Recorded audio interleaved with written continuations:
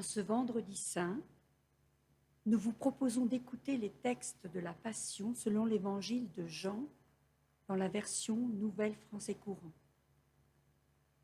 Pour la seconde année consécutive, il n'est pas possible de le faire en présence les uns des autres. Mais grâce à la technique, nous pouvons partager ces instants d'écoute de la parole de Dieu. Merci à tous ceux qui ont contribué à la réalisation.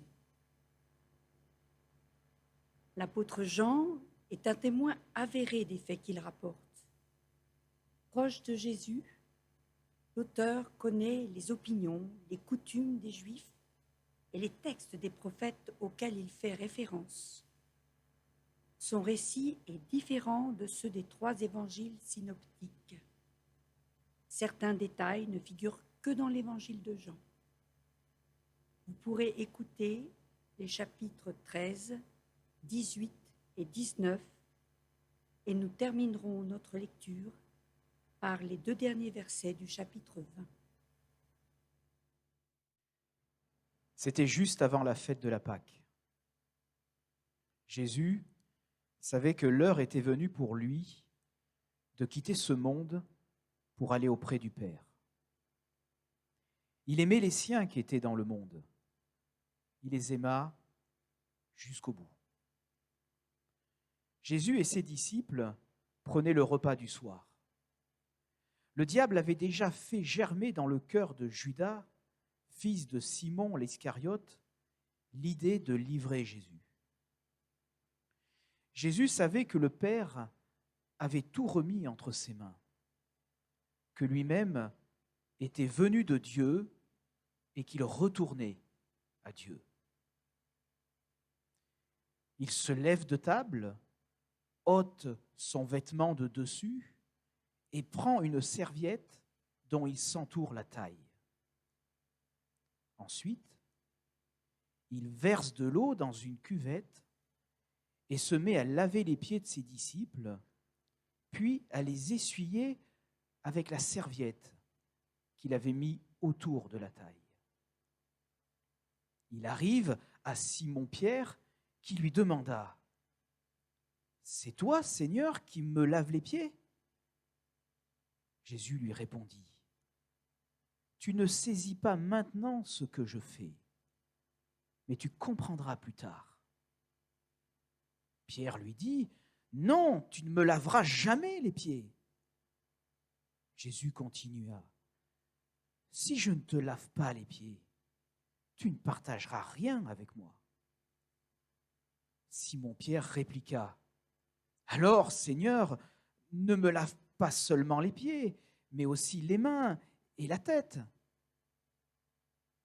Jésus ajouta : « La personne qui a pris un bain n'a plus besoin de se laver, sinon les pieds, car elle est entièrement propre.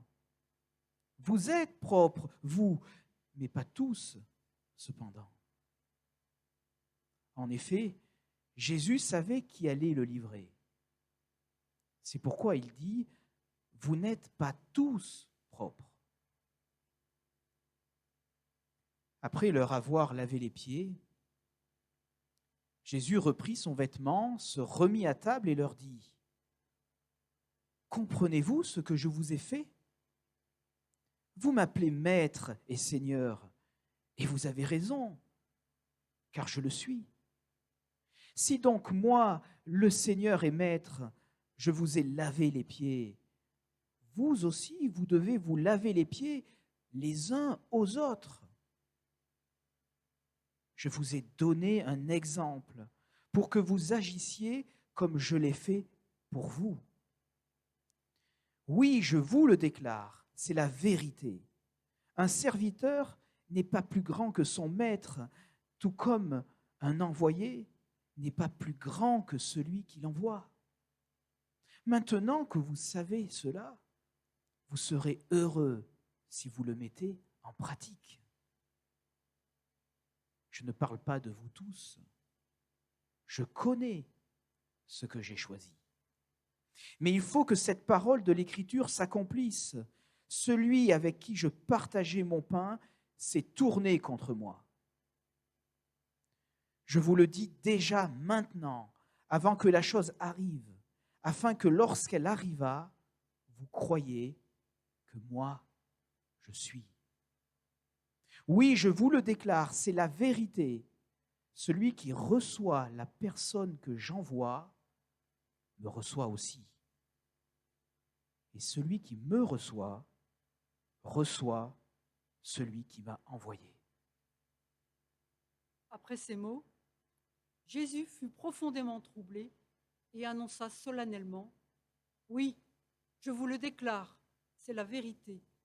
L'un de vous me livrera. » Les disciples se regardaient les uns les autres sans savoir du tout de qui ils parlaient. L'un des disciples, celui que Jésus aimait, était placé tout à côté de Jésus. Simon-Pierre lui fait signe pour qu'il demande à Jésus de qui il parlait. Le disciple se penche alors tout près de Jésus et lui demande, « Seigneur, qui est-ce » Jésus répond, « Je vais tremper un morceau de pain dans le plat. Celui à qui je le donnerai, c'est lui. » Jésus prend un morceau de pain, le trempe et le donne à Judas, fils de Simon l'Iscariote. Après que Judas eut pris le morceau, Satan entra en lui. Jésus lui dit, « Ce que tu es sur le point de faire, fais-le vite. » Aucun de ceux qui étaient à table ne comprit pourquoi il lui disait cela. Comme Judas tenait la bourse, plusieurs pensaient que Jésus lui demandait d'aller acheter ce dont ils avaient besoin pour la fête ou de faire un don aux pauvres. Judas prit donc le morceau de pain et sortit aussitôt. Il faisait nuit. Après que Judas fut sorti, Jésus dit, « Maintenant la gloire du Fils de l'homme est révélée et la gloire de Dieu se révèle en lui. Et si la gloire de Dieu se révèle en lui, Dieu aussi manifestera en lui-même la gloire du Fils, et il le fera très prochainement. Mes enfants, je ne suis avec vous que pour peu de temps encore. Vous me chercherez. Et tout comme je l'ai dit aux autres Juifs, je vous le dis aussi maintenant. Vous ne pouvez pas aller où je vais. Je vous donne un commandement nouveau. Aimez-vous les uns les autres. Il faut que vous vous aimiez les uns les autres comme je vous ai aimés. Si vous avez de l'amour les uns les autres, alors tous sauront que vous êtes mes disciples. » Simon-Pierre lui demanda, « Seigneur, où vas-tu » Jésus lui répondit, « Là où je vais, tu ne peux pas me suivre maintenant, mais tu me suivras plus tard. » Pierre lui dit, « Seigneur, pourquoi ne puis-je pas te suivre maintenant? Je donnerai ma vie pour toi. » Jésus reprit, « Tu donneras ta vie pour moi? Eh bien, je te le déclare, c'est la vérité. Avant que le coq chante, tu m'auras renié 3 fois. »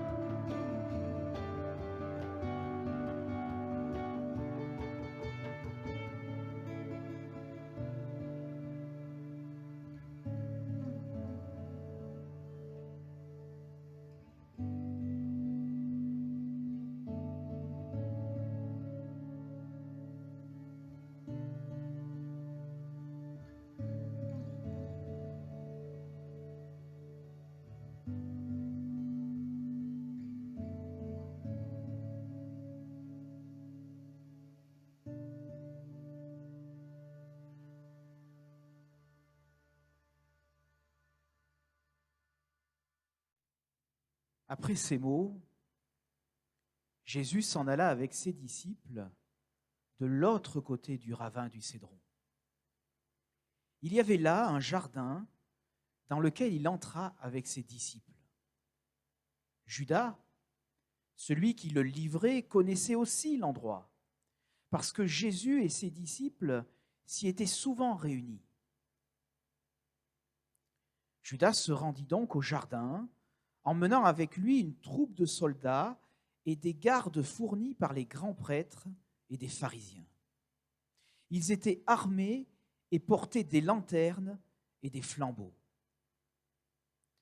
Jésus, qui savait tout ce qui devait lui arriver, s'avança vers eux et leur demanda : « Qui cherchez-vous » Ils lui répondirent : « Jésus de Nazareth. » Jésus leur dit : « C'est moi. » Et Judas, celui qui le leur livrait, se tenait là avec eux.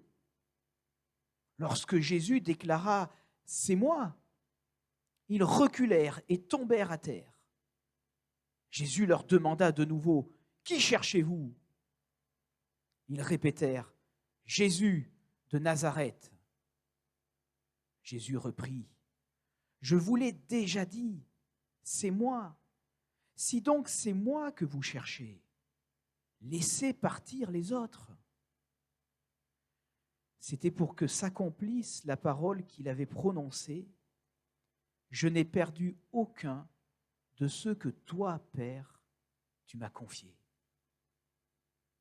Simon-Pierre, qui avait une épée, la tira, frappa le serviteur du grand prêtre et lui coupa l'oreille droite. Ce serviteur s'appelait Malchus. Mais Jésus dit à Pierre : « Remets ton épée dans son fourreau. Penses-tu que je ne boirai pas la coupe de douleur que le Père m'a donnée ?» La troupe de soldats, avec leurs commandants et les gardes des autorités juives, se saisirent à cet instant de Jésus et le ligotèrent. Ils le conduisirent tout d'abord chez Anne. Celui-ci était le beau-père de Caïphe, qui était grand prêtre cette année-là. Or, c'est Caïphe qui avait donné ce conseil aux autorités juives. Il vaut mieux qu'une seule personne meure pour le peuple. Simon-Pierre et un autre disciple suivaient Jésus. Cet autre disciple était connu du grand prêtre, si bien qu'il entra en même temps que Jésus dans la cour intérieure de la maison du grand prêtre. Mais Pierre resta dehors, près de la porte. L'autre disciple, celui qui était connu du grand prêtre, sortit et parla à la femme qui gardait la porte, puis il fit entrer Pierre. La servante qui gardait la porte questionna Pierre : « N'es-tu pas, toi aussi, un des disciples de cet homme-là » ? « Non, je ne le suis pas, répondit-il. Il faisait froid, c'est pourquoi les serviteurs et les gardes se tenaient autour d'un feu de braise qu'ils avaient allumé pour se réchauffer. Pierre aussi se tenait avec eux et se réchauffait. Le grand prêtre interrogea Jésus sur ses disciples et sur l'enseignement qu'il donnait. Jésus lui répondit : « J'ai parlé ouvertement au monde. J'ai toujours enseigné dans les synagogues et dans le temple où tous les Juifs se rassemblent. Je n'ai rien dit en cachette. Pourquoi m'interroges-tu ? Demande à ceux qui m'ont entendu ce que je leur ai dit. Eux savent ce que j'ai dit. » À ces mots, un des gardes qui se trouvait là donna une gifle à Jésus en disant : « Est-ce ainsi que tu réponds au grand prêtre ? » Jésus répliqua : « Si j'ai dit quelque chose de mal, montre-nous en quoi. Mais si ce que j'ai dit est juste, pourquoi me frappes-tu ? » Anne l'envoya, toujours ligoté, à Caïphe, le grand prêtre. Pendant ce temps, Simon-Pierre était là, en train de se réchauffer. On s'adressa à lui. « N'es-tu pas, toi aussi, un de ses disciples ?» Mais Pierre le nia en disant : « Non, je ne le suis pas. » L'un des serviteurs du grand prêtre, qui était de la famille de celui à qui Pierre avait coupé l'oreille, lui dit : « Est-ce que je ne t'ai pas vu avec lui dans le jardin ? » Mais Pierre le nia de nouveau. Aussitôt, un coq chanta.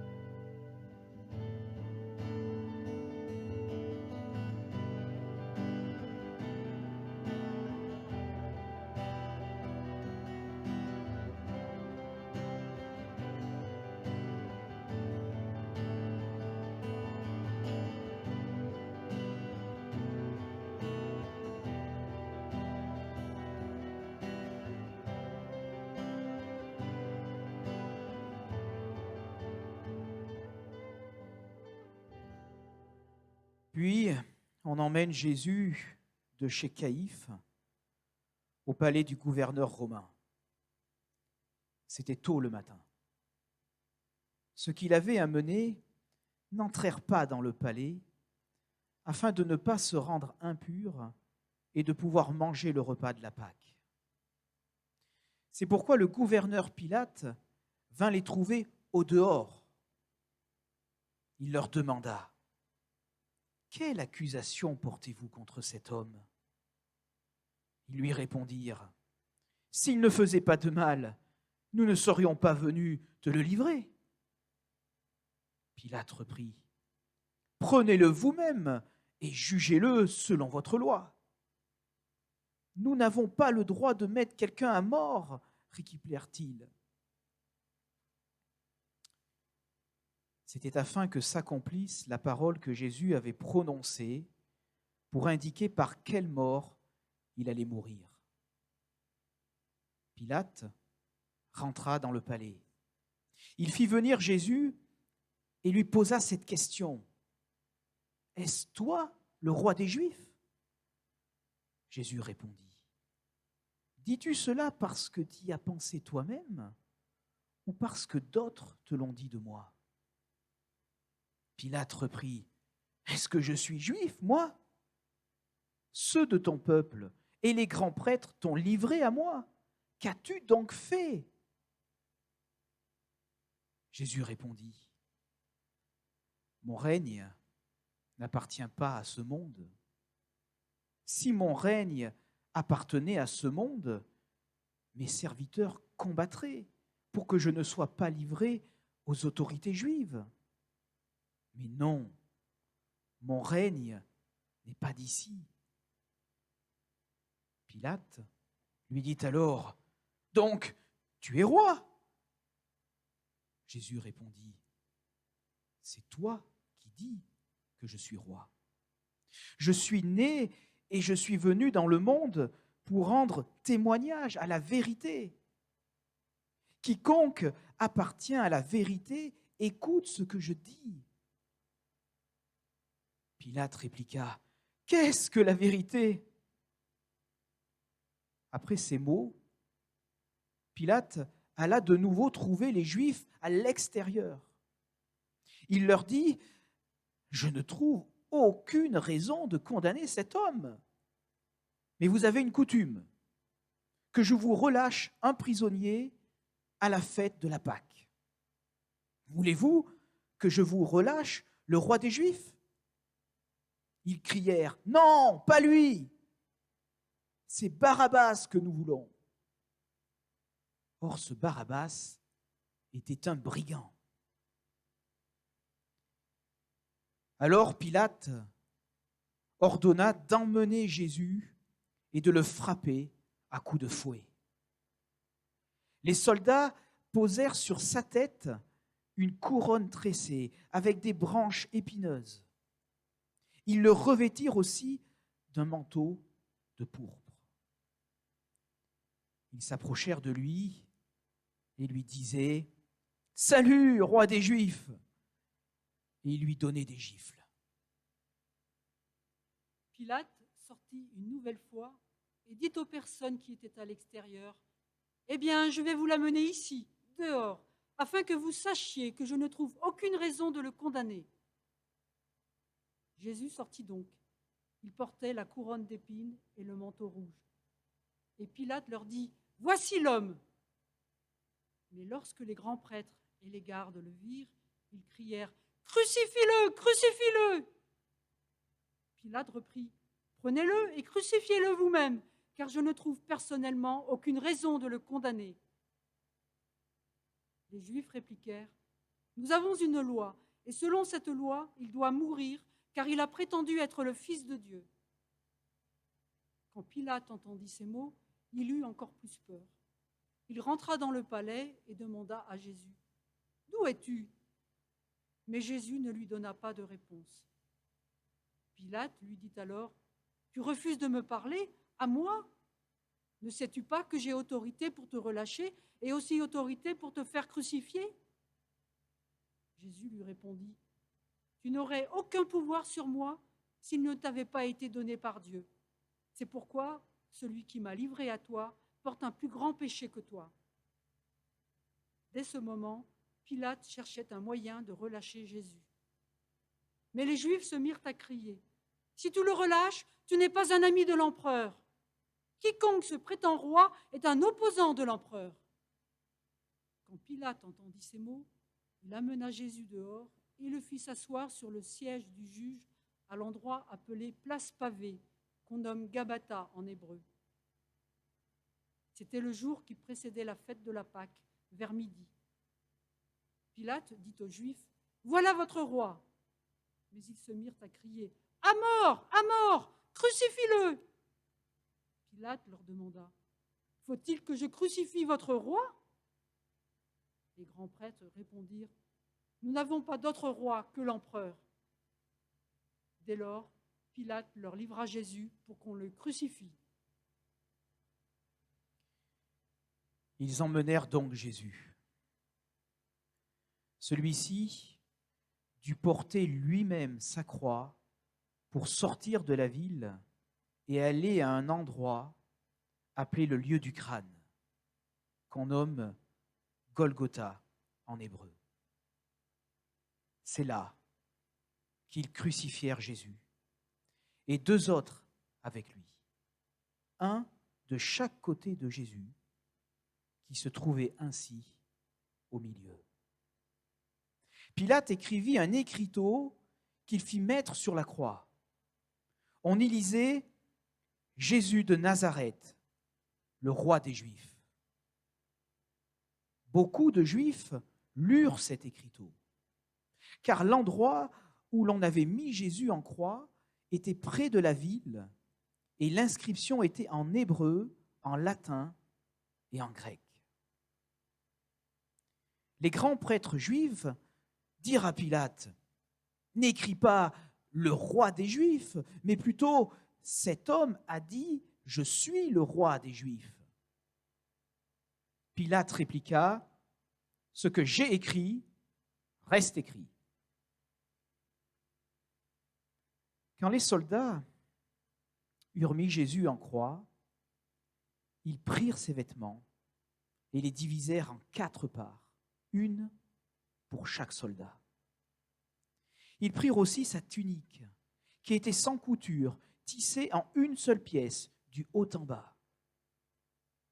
Les soldats se dirent les uns aux autres, « Ne déchirons pas cette tunique, mais tirons au sort pour savoir à qui elle appartiendra. »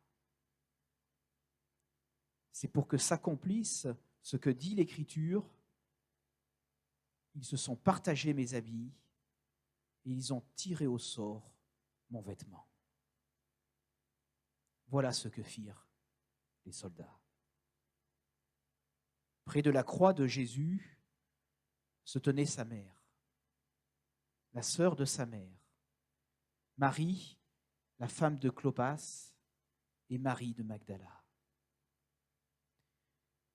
Quand Jésus vit sa mère et auprès d'elle le disciple qu'il aimait, il dit à sa mère, « Voici ton fils. » Puis il dit au disciple, « Voici ta mère. » Et à partir de cette heure-là, le disciple l'a pris chez lui. Après cela, Jésus savait que maintenant, tout était achevé. Et pour que l'Écriture soit accomplie, il dit, « J'ai soif. » Il y avait là un vase plein de vin aigre. Les soldats trempèrent une éponge dans du vin aigre, la fixèrent à une branche d'hysope et l'approchèrent de la bouche de Jésus. Jésus prit le vin aigre, puis il dit, « Tout est achevé. » Il baissa la tête et rendit l'esprit. Il était méprisé, abandonné des hommes, homme de douleur, côtoyant le malheur. Sans éclat ni beauté, sans rien pour nous attirer, il fut jugé de piètre valeur. Ce sont nos maladies qu'il a daigné porter, ce sont nos peines dont il s'est chargé. Maltraité, humilié, il souffrit sans mot dire,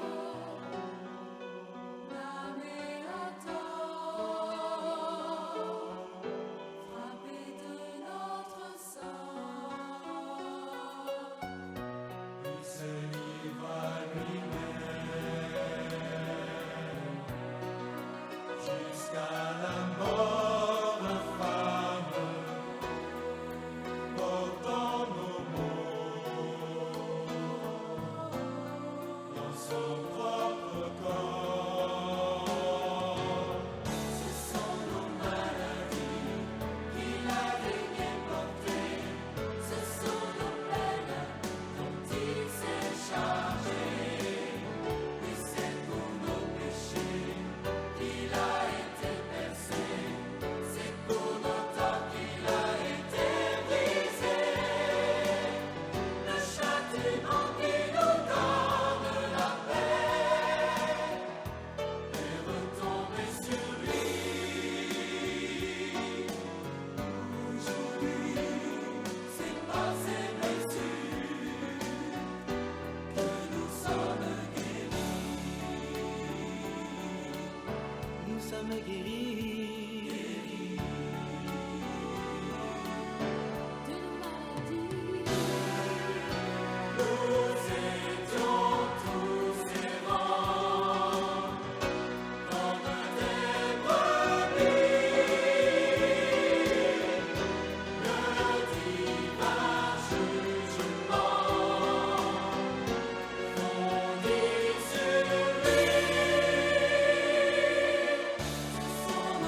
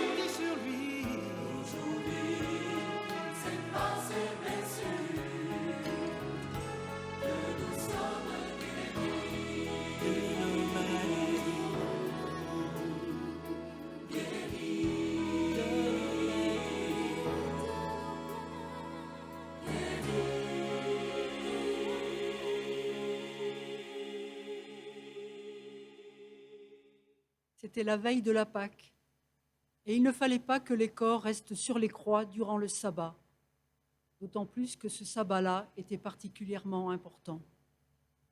Les autorités juives demandèrent donc à Pilate de faire briser les jambes des crucifiés et de faire enlever les corps.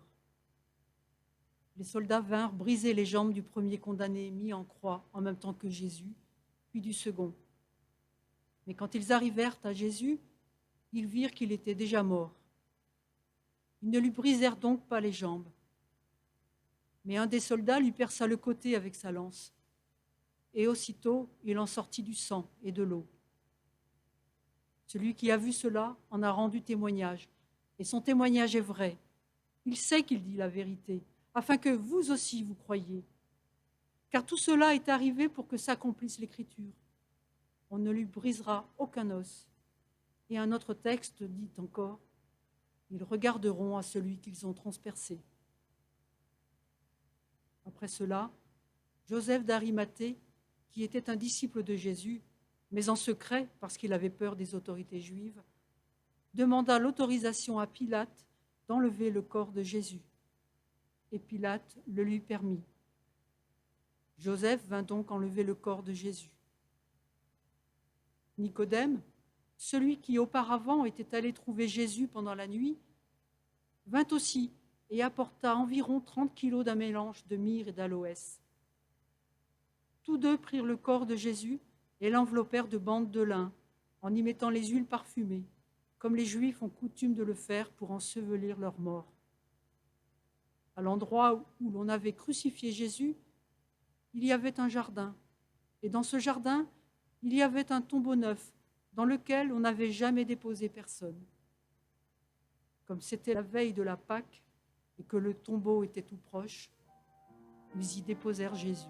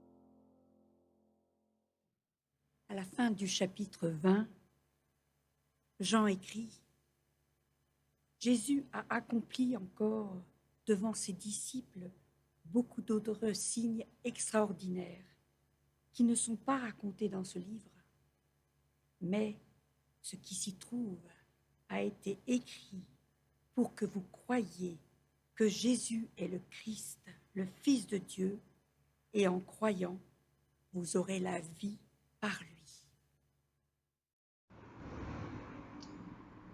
Nous laissons là l'histoire en suspens. Dans un temps triste, Jésus est mort, il est au tombeau, mais nous le savons, il est ressuscité, et cette résurrection, ce nouveau départ, est un sujet de joie que nous voulons célébrer. Aussi, nous vous invitons à venir nous rejoindre dimanche à 10h au 106 avenue Édouard Michelin pour célébrer la résurrection de notre Seigneur Jésus-Christ.